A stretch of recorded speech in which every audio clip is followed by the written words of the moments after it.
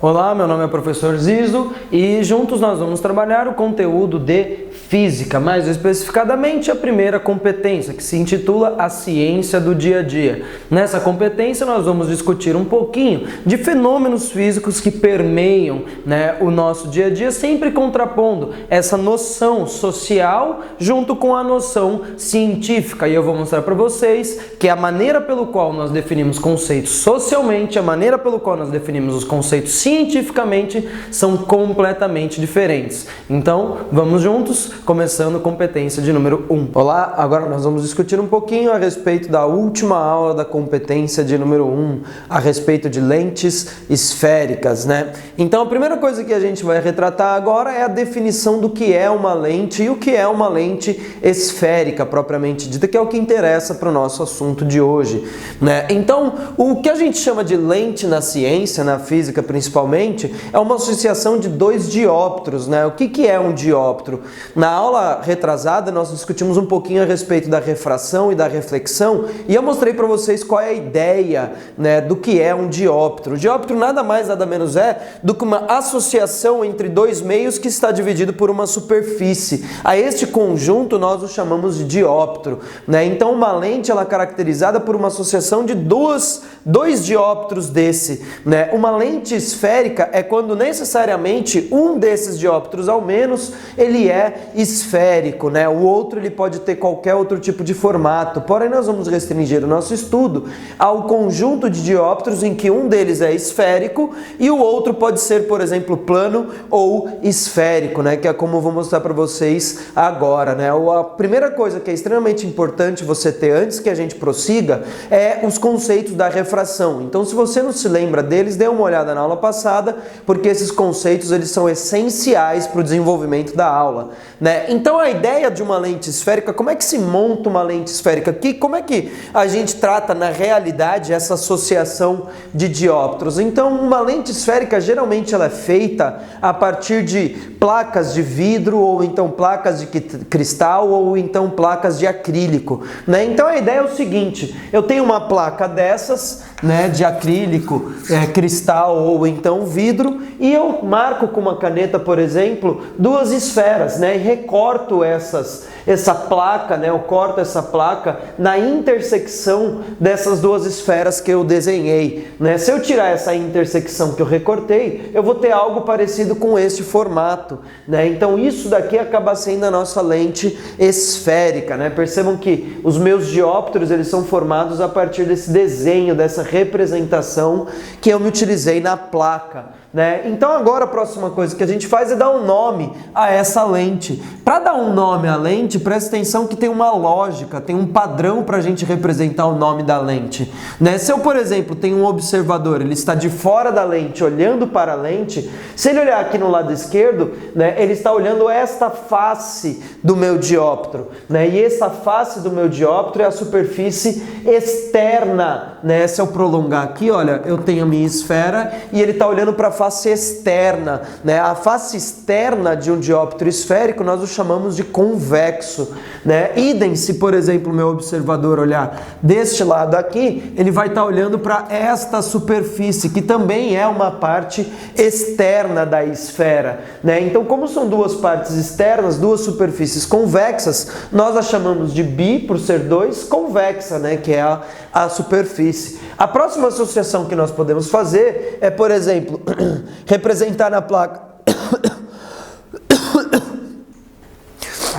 A próxima associação que nós podemos fazer é representar na placa uma esfera e recortar ela por um plano, fazer uma secção através de um plano, Então o que a gente vai ter vai ser essa intersecção que eu representei em laranja, e a esta esfera nós damos, a essa associação de dois dióptros, nós damos o nome, que é o seguinte: se o observador olhar desse lado esquerdo, ele vai estar olhando para a superfície plana. Se ele olhar para o lado direito, ele está olhando para a superfície externa, portanto, a superfície convexa, Então, o nome que se dá a essa lente é um dióptro plano e um dióptro convexo, E, portanto, a lente fica sendo chamada de plano convexa, né? Um detalhe que é extremamente importante, né? A gente sempre representa o primeiro nome como a esfera de raio maior, mas aí você fala, o plano não é uma esfera. Não, ele pode ser tratado como uma esfera, só que uma esfera de raio muito grande, uma esfera de raio infinito. Então a gente sempre representa o primeiro nome do dióptro, né, da lente no caso, como sendo a esfera de maior raio, o segundo nome com a esfera de menor raio. Então, comparando uma esfera de raio infinito e uma esfera de raio finito, né, o plano, que seria raio infinito em primeiro lugar, e a convexa, que é um raio finito, em segundo lugar, né? A próxima associação que a gente vai fazer é representar duas esferas que não são concêntricas, né? Então, a intersecção dessas esferas não concêntricas faz com que a gente tenha a nossa terceira lente, né? Que se um observador olhar para cá, ele está olhando para a parte interna da lente, né, do dióptro, portanto, côncavo, né? E caso o meu observador olhe neste lado aqui, ele está olhando para a superfície externa da esfera, portanto, convexa. Então, o nome dessa lente fica sendo côncava convexa. A essas três lentes que eu fiz a associação, a gente dá o nome de bordos finos, né? A gente representa o conjunto dessas três lentes por um único nome, que se chama de bordos finos. Já eu vou explicar um pouquinho melhor, porque a gente faz essa classificação de juntar as três em uma única classificação, né? Já a próxima associação que a gente pode fazer é representar duas esferas que estão separadas e pegar o espaço vazio entre elas, né? Então aqui a gente, com o observador olhando para cá, ele está olhando a parte interna. O observador olhando aqui à direita, ele vai estar vendo também a parte interna. Portanto, duas superfícies que são côncavas, né? Dois dióptros côncavos. Portanto, a nossa lente se chama bicôncava, né? A próxima associação que a gente pode fazer é representar a esfera e pegar um plano que está fora da esfera, né? Portanto, eu vou ter este, né, espaço aqui sendo delimitado pelos dois dióptros, né? Portanto, o nome dessa lente, um observador que olha aqui, este observador vai olhar a parte interna, esse observador olha a parte plana, né? Portanto, a esfera de raio maior em primeiro lugar, plano côncavo, né? A próxima associação que a gente faz é duas esferas de raios diferentes, né? Sendo que elas são concêntricas, né? Então o espaço que a gente pega agora é esse espaço aqui, né? O delimitado pelos dois dióptros, o formato da lente vai ser este formato, e o nome da lente, olha, percebam, a esfera de raio menor delimita a parte interna e a esfera de raio maior delimita a parte externa, portanto, convexa, côncava. A essas três lentes nós as chamamos de bordos grossos, né? Então o que eu fiz agora foi simplesmente uma representação quanto ao formato das nossas lentes, né? Aqui a gente tem simplesmente o formato dos dióptros e para representar através do formato nós associamos nomes pensando nesses dióptros, parte externa convexa, parte interna côncava e a parte plana simplesmente plana, né? Portanto, a gente ficou com 6 associações diferentes a se fazer, né? Essas 6 associações caracterizam as nossas lentes esféricas delgadas. Delgadas porque elas têm que ser obrigatoriamente finas. Agora nós vamos discutir um pouquinho a respeito do comportamento óptico das lentes, né? A definição que nós fizemos anteriormente foi uma definição quanto ao formato das lentes, né? Agora a gente vai justificar o que realmente interessa para a ótica geométrica, que é o comportamento óptico, né? Como a luz se comporta quando ela incide em uma lente esférica, né? E como eu falei para vocês, uma coisa que é extremamente importante é lembrar dos conceitos da refração, né? Então eu vou fazer alguns casos, tá? Não vou mostrar para 6 lentes, porque virariam algo repetitivo e cansativo, porém o raciocínio eu vou expandir a ponto da gente poder generalizar para qualquer lente e justificar o porquê da classificação de bordos grossos e bordos finos, né? Então aqui em primeiro lugar eu peguei uma lente plano convexa, né? E eu tô pegando um raio luminoso que incide perpendicularmente à minha superfície plana, né? Ao dióptro plano, né? Aqui, como a gente tem a lente imersa em um meio, tá? A gente tem o índice de refração do meio externo e o índice de refração da lente. Aqui, por escolha puramente arbitrária, eu optei por fazer com que o índice de refração do meio externo seja menor do que o índice de refração da lente, né? Então, ora, aqui, ó, se a gente comparar o meio externo com a lente, eu tenho que o meio externo ele é menos refringente e a lente ela é mais refringente. Então, ora, primeira incidência luminosa, perpendicularmente ao dióptro plano, ele vai passar sem sofrer nenhum desvio. Você tem que lembrar disso dos conceitos da refração, né? Como aqui o ângulo de incidência formado com a superfície é 0 graus, porque esse ângulo ele é medido em relação à reta normal, e a reta normal é a reta perpendicular à superfície, que perpendicular à superfície plana é essa reta, e meu raio luminoso coincide com essa reta, portanto o ângulo de incidência é 0 graus, o ângulo de refração em 0 graus, aí o meu raio luminoso vai atravessar da lente para o meio externo. Como os meios são diferentes, vai ocorrer a refração, o desvio que caracteriza o nosso fenômeno, né? Então, ora, aqui a luz passando do meio 2 para o meio 1, ela vai passar do meio mais refringente para o menos refringente. E quando o raio luminoso ele passa do mais refringente para o menos refringente, ele sofre um desvio, de tal forma com que esse desvio faz com que o raio luminoso se afaste da reta normal. A reta normal é essa reta pontilhada, né? A reta que é perpendicular à superfície, né? Então, meu raio luminoso, a hora que ele passa do mais refringente para o menos refringente, ele se afasta da normal, né? Olha aqui, ó, este é meu ângulo de incidência, este é meu ângulo de refração. O ângulo de refração ele torna-se maior do que o ângulo de incidência. Aí eu fiz outro raio luminoso aqui embaixo, né? Mesma lógica, ele incide perpendicularmente à superfície, não sofre desvio porque a incidência é perpendicular, né? Está paralelo à própria reta normal, né? Então, a hora que ele atravessa da lente para o meio externo, acontece a mesma coisa. Olha aqui, ó, ângulo de incidência, ângulo de refração. Como a lente é mais refringente que o meio externo, meu raio luminoso sofre um desvio. Esses dois raios luminosos que sofrem um desvio, eles se encontram em um ponto, né? Que a gente vai chamar de foco, esse ponto aqui. Tá? Mais para frente a gente vai detalhar esse ponto, mas já é interessante retratá-lo, né? Este ponto em que os raios luminosos convergem, ele é chamado de foco, né? Uma coisa que é interessante de se perceber é que só houve a convergência porque a hora que meu raio luminoso atravessou da lente para o meio, tá? Ele passou do mais refringente para o menos refringente, né? Dado esta relação aqui. É interessante observar que se nós invertêssemos essa relação, ou seja, o índice de refração do meio 1 fosse maior do que o índice de refração do meio 2, não haveria convergência, né? Os raios luminosos, ao invés de se aproximarem, eles iriam se afastar. Portanto, se a gente inverter essa relação, o meu raio luminoso iria divergir e não convergir para um ponto, né? Isso daqui eu fiz por uma lente fina, ou de bordos finos, né? Qualquer lente de bordos finos vai ter, dado essa relação entre os índices de refração, esse comportamento de convergência,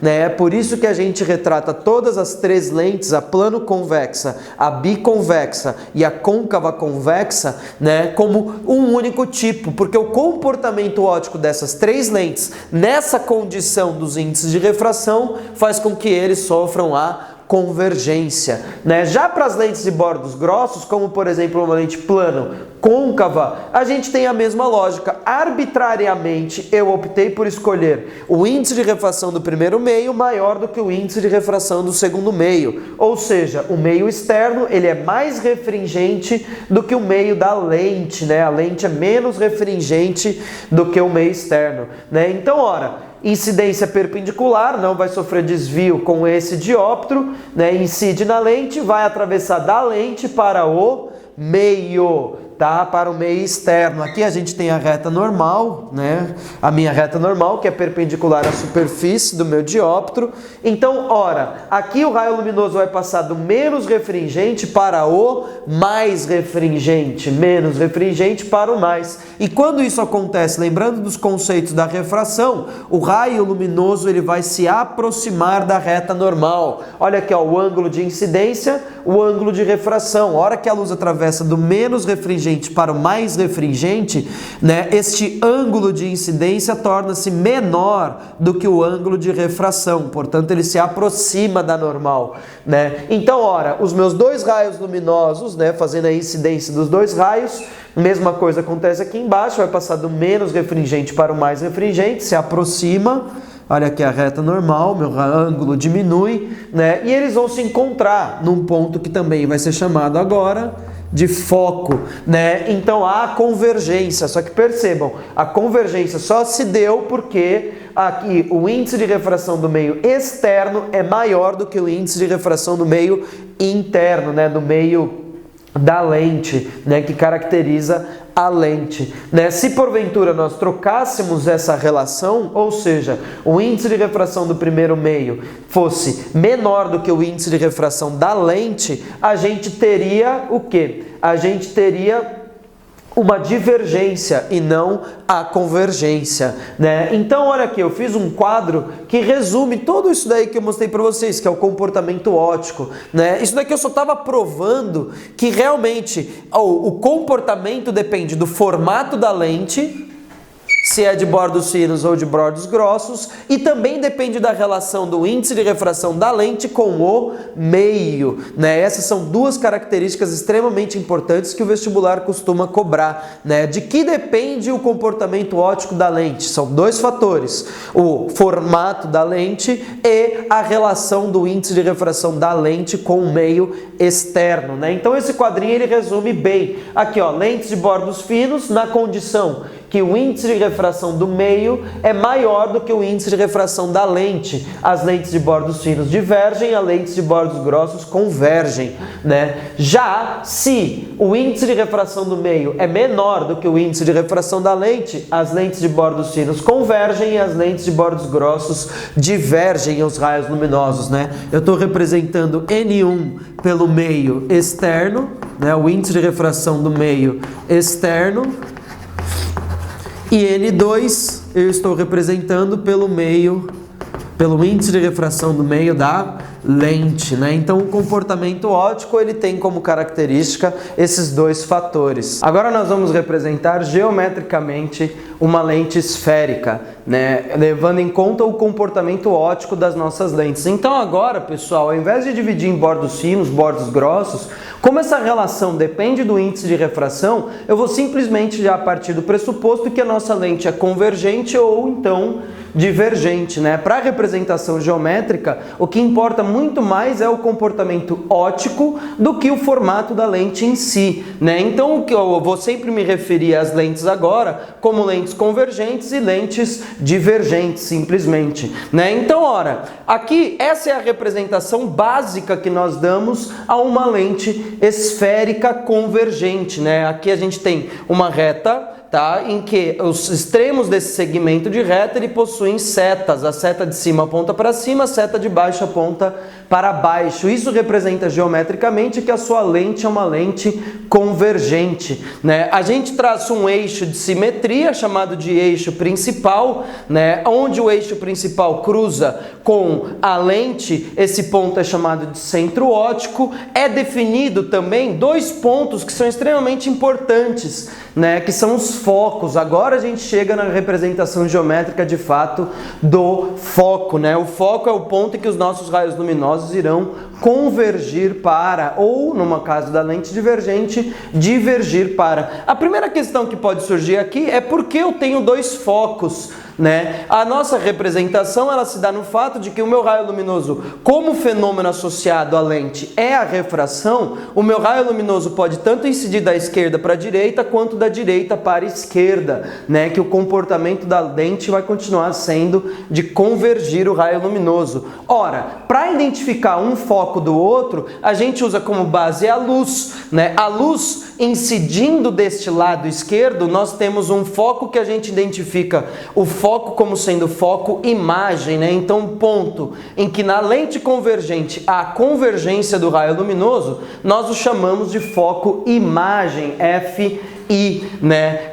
No lado em que a luz incide, nós chamamos o foco de foco objeto, né? Para a representação de uma certa simetria que eu vou mostrar para vocês mais para frente, nós também chamamos esses pontos de antes principais, Mesma ideia, né? O ponto em que o raio luminoso incide, né, o lado, a gente chama de anteprincipal objeto, e onde o raio luminoso refrata, anteprincipal imagem, né? A construção que se faz para uma lente divergente é análoga, né? Porém, as representações sofrem ligeiras alterações. Em primeiro lugar, nós temos aqui a representação da lente divergente, que é um segmento de reta, e com setas, né? Onde a seta do extremo superior do segmento de reta aponta para baixo e do extremo inferior aponta para cima. Essa é a representação geométrica de uma lente divergente, né? O ponto em que os raios luminosos, no caso agora, divergem a gente chama de foco-imagem, né? Onde a luz incide ao foco-imagem, aonde a luz refrata o foco-objeto, né? A mesma lógica se dá para os anteprincipais. Anteprincipal no lado em que a luz incide imagem e onde o lado em que a luz refrata, anteprincipal objeto, né? O centro óptico e o eixo principal continuam tendo a mesma definição, a mesma representação, né? Então aqui eu coloquei um glossário só para vocês terem a noção visual da representação desses pontos, né? Escrevê-los iria tornar a lousa muito suja, então deixei simplesmente as representações que eu vou me utilizar daqui para frente, né? AO, FO como respectivamente anteprincipal e foco objeto, FI e AI como respectivamente foco imagem e anteprincipal imagem, EP o anteprincipal, CO o centro óptico. Agora nós vamos discutir um pouco a respeito dos raios notáveis, né? O que é um raio notável? Um raio que possui um comportamento bem específico, né? Quando ele incide na lente, né? Então aqui, pessoal, existem 4 raios que são extremamente importantes na nossa representação geométrica de uma lente esférica, né? Um raio que a gente já trabalhou com ele é o raio que incide paralelamente ao eixo principal, incide na lente, sofre a refração e ele sofre uma convergência, né? Isso porque ele está incidindo na nossa lente convergente a priori, né? Então todo raio luminoso que incide paralelamente ao eixo principal, ele sofre uma refração, refratando para o foco imagem no caso, né? Outro raio luminoso que a gente pode definir é a partir de um conceito que a gente já discutiu, né? Que é a reversibilidade luminosa. O que é a reversibilidade luminosa? O caminho que a luz faz para ir é o mesmo caminho que a luz faz para voltar, né? Então a gente pode se utilizar da ideia de que o raio luminoso incide paralelamente ao eixo principal, refrata na direção do foco-imagem. O caminho contrário é ele incidir no foco e refratar paralelamente ao eixo principal. Como eu estou fazendo a incidência da luz no lado esquerdo, toda a luz no lado esquerdo, o raio luminoso vai incidir na direção do foco-objeto, mas é essa a propriedade que justifica este raio, né? Então, 2 raios até então, incide paralelamente ao eixo principal, refrata na direção do foco-imagem, incide na direção do foco-imagem, refrata paralelamente ao eixo principal. Outro ponto, raio luminoso que é interessante da gente discutir é o raio luminoso que incide no centro óptico, né? O centro óptico ele é definido quando um raio luminoso incide nesse ponto e ele não sofre desvio, né? Então o nosso ponto é o centro óptico, o raio luminoso que incide no centro óptico, ele refrata sem sofrer desvio, ele passa direto pela lente. Outro raio luminoso que é importante a gente definir é todo raio luminoso que está alinhado, que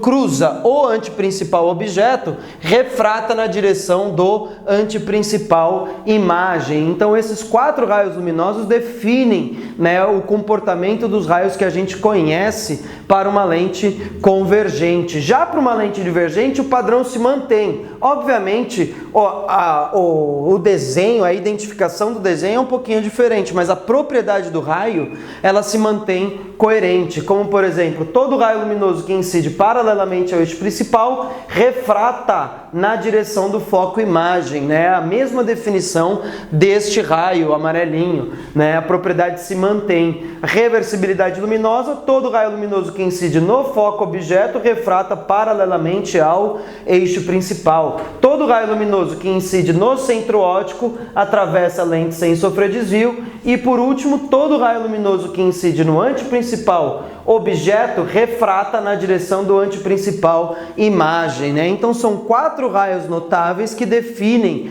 a representação da nossa ótica geométrica para uma lente esférica. Então agora nós vamos fazer a formação da imagem para uma lente esférica, né? Seguindo sempre a mesma lógica que nós utilizamos quando falamos de espelhos planos e espelhos esféricos, né? Então aqui a gente tem a representação da lente. Primeiramente eu vou fazer para a lente divergente, depois eu faço para a convergente. Nós temos um objeto, né? Eu peguei um ponto qualquer desse objeto que emite luz em todas as direções. Obviamente eu não vou representar todos os infinitos raios luminosos que partem deste ponto do objeto. Tanto é porque a gente só conhece 4 propriedades dos raios, né? A gente não conhece para todos os raios, dá trabalho construir para todos os outros, né? Eu posso representar simplesmente o que eu conheço, que já é mais do que o suficiente para que haja a formação da imagem, né? Então, ora, este ponto aqui, pessoal, ele emite luz em todas as direções, inclusive uma direção de um raio luminoso que incide paralelamente ao eixo principal, e como a nossa lente é divergente, ele diverge do foco imagem, né? Outro raio luminoso que existe é o raio luminoso que incide na direção do anteprincipal objeto, refrata na direção do anteprincipal imagem. Outro raio luminoso é o que incide na direção do foco objeto e refrata paralelamente ao eixo principal. Um raio luminoso que incide no centro óptico e não sofre desvio, né? Então, ora, esses raios luminosos, como a gente pode ver, todos eles sofreram uma divergência, né? Eles divergiram. E se você se lembra, para que haja a formação da imagem, é necessário que os raios que sofram a refração se cruzem. Como ora, esses raios divergiram, eles não se cruzam. Porém, se eu prolongar esses raios refratados, né, a gente percebe que o prolongamento dos raios refratados, eles se cruzam. No ponto em que há o cruzamento do prolongamento dos raios refratados, a gente forma a imagem, né? O próximo passo é caracterizar as imagens, né? No caso, essa imagem aqui, ela é direita porque tem a mesma orientação que o objeto, ela é menor que o objeto, como vocês podem ver pelo desenho, e ela é virtual. O que significa dizer que é virtual? Significa dizer que ela foi formada pelo prolongamento dos raios luminosos, né? Então, ora, a gente tem então a característica de uma lente divergente, né? Uma das aplicações para uma lente divergente é para as pessoas que possuem a miopia, né? As pessoas que possuem a miopia, se faz necessário que para que haja correção, não da deficiência, né? Porque a deficiência está associada ao formato do globo ocular, né? Mas sim uma correção para que os raios luminosos convirjam para a retina, para que você enxergue normalmente, né? Se faz necessário com que os raios luminosos sofram uma divergência antes de entrarem no globo ocular, né? Então, ora, se utiliza então uma lente divergente para que haja a correção no caso da deficiência da miopia. Agora, para uma lente convergente, pessoal, para o caso de uma lente convergente, mesma lógica, né? Eu tenho um objeto, raios luminosos que partem de um ponto qualquer desse objeto, e a partir desse ponto que a gente forma a imagem, né? Vamos sempre pegar o ponto superior. E aqui, como vocês podem perceber, eu não utilizei todos os raios, né? Eu usei só 2. Por quê? Porque o que interessa pra gente é o cruzamento dos raios e não todos os raios, né? Como para cruzar eu só preciso de 2, eu vou me utilizar de 2 raios luminosos para que haja o cruzamento. No caso aqui eu arbitrariamente escolhi por um raio que incide paralelamente ao eixo principal e converge para o foco imagem,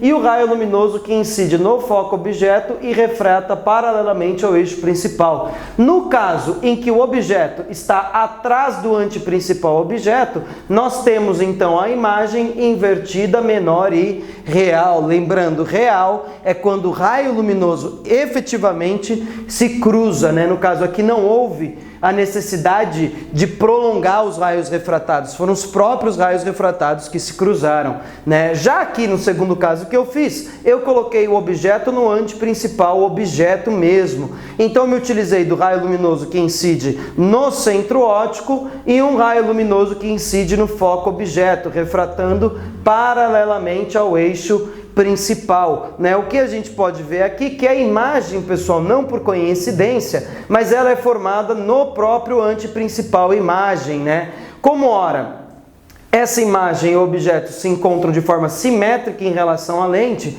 a imagem tem características de invertida, mesmo tamanho e ela é real, né? O terceiro caso que eu vou me utilizar é colocar o objeto entre o anteprincipal objeto e o foco objeto. Novamente, dois raios arbitrariamente escolhidos por mim, incide paralelamente ao eixo principal, refrata na direção do foco imagem e um raio luminoso que incide no centro óptico, não sofrendo desvio. Aqui, os meus raios luminosos se cruzaram, né? Foram os próprios raios luminosos que se cruzaram para que haja a formação da imagem. Então, nós temos uma imagem invertida, orientação contrária ao objeto, maior, né, como vocês podem perceber pelo desenho, e real, porque ela foi formada pelo próprio cruzamento dos raios refratados. Continuando, próxima formação da imagem que nós vamos fazer com o objeto para a lente convergente, com o objeto no próprio foco, né? Aqui é um tanto quanto interessante esse ponto, porque a gente vai representar uma propriedade geométrica, né, das nossas lentes, que é o seguinte: peguei aqui o meu objeto, raio luminoso que incide paralelamente ao eixo principal, refrata convergindo na direção do foco imagem, né? Outro raio luminoso que eu posso me utilizar é o raio luminoso que incide no centro óptico e não sofre desvio. Aqui, como há uma simetria entre o foco objeto e o foco imagem, essa distância e essa distância são iguais, fazendo com que, como este raio e esta reta são paralelas, né, esse raio luminoso e esse raio luminoso, eles vão ser paralelos. É facilmente provado isso daí, é relativamente simples de se provar, uma vez que você percebe a semelhança entre esses ângulos, né? Essa reta é paralela a essa, né? Essa distância é a mesma que essa, portanto este ângulo e esse ângulo tem que ser iguais, né? E o fato desses ângulos serem iguais faz com que essa reta e essa reta sejam paralelas, portanto não há cruzamento dos raios refratados. Ou seja, neste caso, quando o objeto se encontra no foco objeto, não há formação da imagem, portanto a imagem é chamada de imagem imprópria, né? No próximo caso, eu posso colocar o meu objeto entre o foco e o centro óptico. Novamente, usando os raios luminosos, incide paralelamente ao eixo principal, refrata na direção do foco imagem, incide no centro óptico. Aí você fala, eles não se cruzaram, a imagem também é imprópria. Não, porque esse raio e esse raio não são paralelos. Essa distância e essa distância são diferentes. Portanto, esse raio e esse raio não serão paralelos, de tal forma com que, se eles não se cruzaram nesse lado que a luz refrata, eu posso prolongá-los, né, e ver que de fato eles se cruzam, só que no lado em que a luz incide, né? Você já pode perceber que a nossa imagem não é mais real, a nossa imagem ela é virtual, maior e com a mesma orientação que o objeto, né? Então, na lente convergente, dependendo da posição do objeto, a nossa imagem tem uma característica diferente. Então, olha, eu vou seguir uma linha de raciocínio que é levar o objeto da esquerda, atrás do anteprincipal, até após o foco objeto. Então, o que a gente tem? A imagem atrás do anteprincipal objeto, ela é invertida, menor e real. Vou aproximando, a imagem vai aumentando o tamanho até ficar com o mesmo tamanho que o objeto. Continuo aproximando, né? A característica, a qualidade da imagem quando se mantém real. Vou aproximando o objeto, a imagem continua aumentando, né? Olha aqui, ó, fica invertida e maior. Vou aproximando, ela deixa de existir, né? Ela se torna imprópria, de tamanho infinitamente grande. Aí aqui no foco há uma diferença, né? Uma mudança na natureza do meu raio luminoso. O meu raio luminoso ele passa a ser, o meu objeto ele passa a ser virtual, né? Então nesse foco acontece uma descontinuidade na característica da imagem. De real ela passa a ser virtual, né? E maior, como a gente previa. Agora nós vamos fazer um estudo algébrico das nossas lentes. Primeiramente, nós definimos a lente quanto ao seu formato, quanto ao seu comportamento óptico, uma representação geométrica com seus respectivos raios notáveis, e agora nós vamos fazer a construção da imagem, não se utilizando da geometria do nosso problema, mas sim de relações algébricas a partir de certas distâncias, né? Então aqui eu peguei uma lente genérica, não identifiquei ela como convergente ou divergente, convergente, porque agora não interessa a lente propriamente dito, mas sim a representação das distâncias, né? Como as distâncias foco, anteprincipal, objeto e imagem independe da característica da lente, né? Eu vou me utilizar de um exemplo genérico, né? Então eu peguei uma lente qualquer, um objeto e se produz uma imagem, independentemente dela onde estiver ou qual seja a característica dessa nossa imagem, né? Então, olha, a priori eu defini a distância do foco ao centro óptico como f, né? Representei essa distância por o símbolo f, né? Então, ora, f a gente chama de distância focal, cuja definição é simplesmente a distância do foco ao centro óptico. Percebam que na nossa lente nós temos dois focos, portanto, essa distância é uma distância focal, essa é uma distância focal também, né? Quando eu falei a respeito do anteprincipal, eu falei que o anteprincipal é um ponto importante porque ele define uma certa simetria no nosso problema. E a simetria a qual eu me referi foi justamente que se nós duplicarmos a distância focal, aqui ó, centro óptico, foco é uma distância focal, se nós pegarmos uma distância focal a partir do foco, né, nós vamos encontrar obrigatoriamente esse ponto que é o anteprincipal. A definição dele é justamente por ter essa simetria, né, de distância anteprincipal foco, foco, centro óptico, né? Todas elas correspondem a uma distância focal, né? Tanto para o lado em que a luz incide quanto para o lado em que a luz refrata, né? Então aqui nós temos uma distância focal, 2, 3, 4 distâncias focais, né? Entre um anteprincipal e outro nós temos 4 distâncias focais, né? Graças à simetria do nosso problema, né? Outra informação que nós vamos caracterizar é que dependendo da posição do objeto, a distância da imagem ao centro óptico, à lente, ela sofre alterações. Portanto, nós definimos então a distância do objeto ao centro óptico como P, né? P é a distância do objeto ao centro óptico. Já P' é a distância da imagem ao centro óptico. Então eu estou chamando de P com uma representação de linha para discutir a respeito da imagem, a distância da imagem ao seu respectivo centro óptico, né? Então, ora, essas três distâncias elas são mais do que o suficiente para que nós possamos construir a representação algébrica da relação do objeto à lente em questão e a posição da imagem em relação ao centro óptico, né? Então, ora, uma outra coisa que é importante para a gente definir é que, dependendo da lente que a gente tem, a nossa imagem ela pode ser virtual ou real, né? A nossa imagem ela pode ser maior ou menor e a lente pode ser convergente ou divergente. Como ora, há uma dicotomia, né, entre essas ideias, essas representações de virtual, real, maior, menor e convergente e divergente, a gente simboliza essa dicotomia a partir de representações algébricas, né? Ou seja, nós vamos tratar essas informações com sinais. Então a convenção que se utiliza em lentes esféricas é se utilizando de um referencial, chamado de referencial gaussiano, em que objetos que estão localizados no lado em que a luz incide, ele recebe toda a informação que caracteriza o objeto, no nosso caso,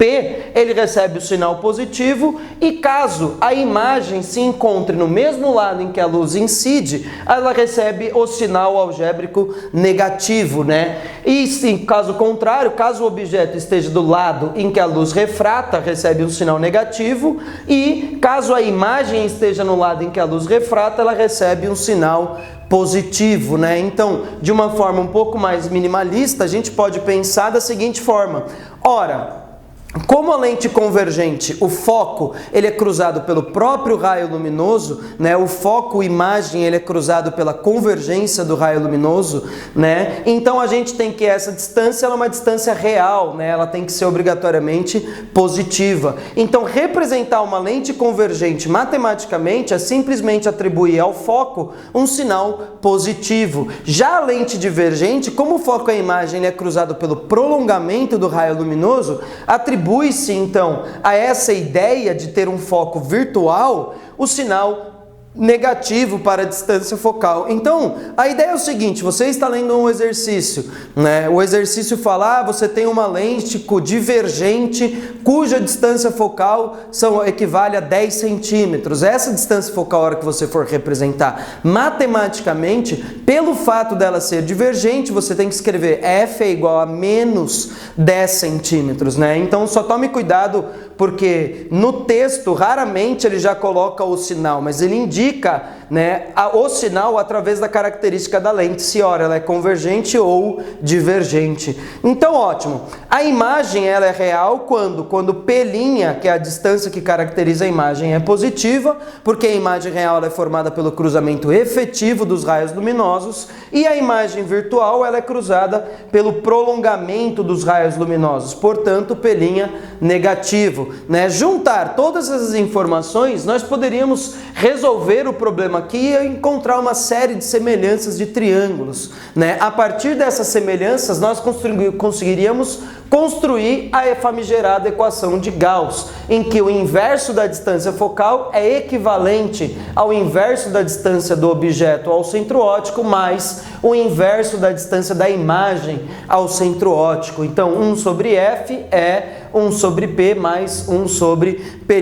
Essa é a famosa equação de Gauss, né? Aqui outra representação que se tem corresponde ao tamanho do objeto da imagem. Essa semelhança é relativamente simples de se provar, né? Já a equação de Gauss ela demora um pouquinho mais e foge do plano da aula, né? Mas essa daqui é relativamente simples. Então aqui eu peguei um caso de uma lente convergente, um objeto que se encontra atrás do ante principal, né? Aqui eu usei o raio que incide paralelamente, converge ao foco, um raio que incide no centro óptico. Então aqui a gente pode perceber o seguinte, essa reta, pessoal, ela é cruzada, tá? Pela distância do objeto, que aqui está, e pela distância da imagem. Portanto, usando o teorema de Thales, a gente consegue perceber que este ângulo e este ângulo são iguais, ou seja, este triângulo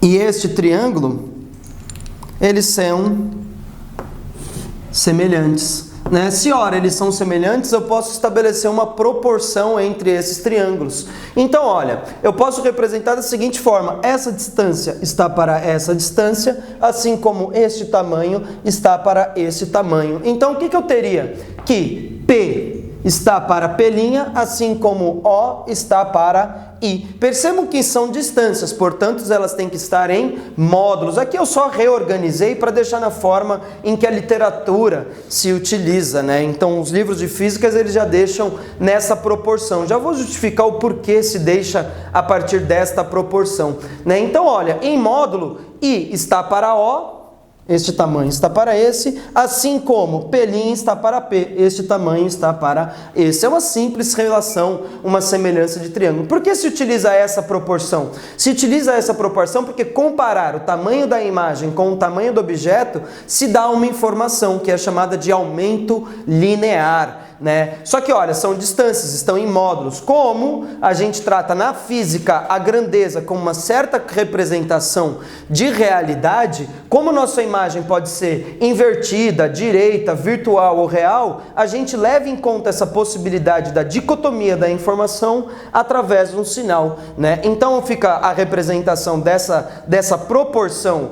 Com a física do meu problema, fica que o tamanho da imagem está para o tamanho do objeto, assim como menos a distância da imagem ao centro óptico está para a distância do objeto ao centro óptico. Obrigado pela sua atenção, agradeço você ter assistido o vídeo, espero que você desfrute de todo o material disponível a você, aluno, e creio que você agora pode tirar as suas dúvidas, né, conversar um pouquinho, dar a sua opinião no nosso site. Por favor, acesse o portal e retire a sua dúvida.